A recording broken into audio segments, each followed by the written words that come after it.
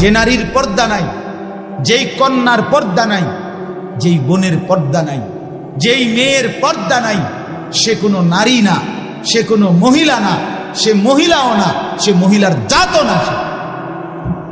বেপর্দা নারী মহিলা না, বেপর্দা নারী নারী না, বেপর্দা নারী শোপিস, বেপর্দা নারী উপভোগের পণ্য, বেপর্দা নারী প্রদর্শনের বস্তু, বেপর্দা নারী অন্যের উপভোগের বস্তু। এটা হইতে পারে, নারী হইতে পারে।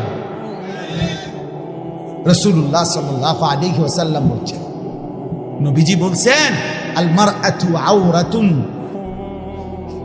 নারী বলে কাকে?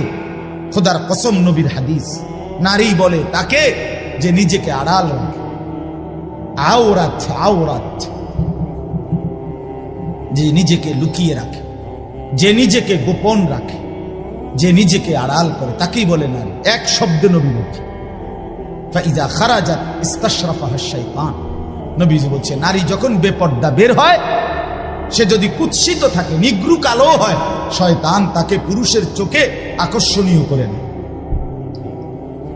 আল্লাহর নবী বলছে সাল্লাল্লাহু আলাইহি ওয়াসাল্লাম, নবীজি বলছে, এজন্য বেপর্দা নারী আর নারী থাকে না। কোরআনুল কারীম আল্লাহ পরিষ্কার বলছে, ওয়াকারনা ফি বুয়ুতিকুন্না। হে নারীগণ, মুসলিম নারীগণ, তোমরা তোমাদের ঘরে অবস্থান করো। ওয়ালা তাবাররাজনা তাবাররুজাল জাহিলিয়াতিল উলা। তোমরা যখন একান্ত প্রয়োজনে, কোন যৌক্তিক কারণে যদি বাইরে বের হতে হয়, হ্যাঁ হইতেই হয়, বাবার বাড়ি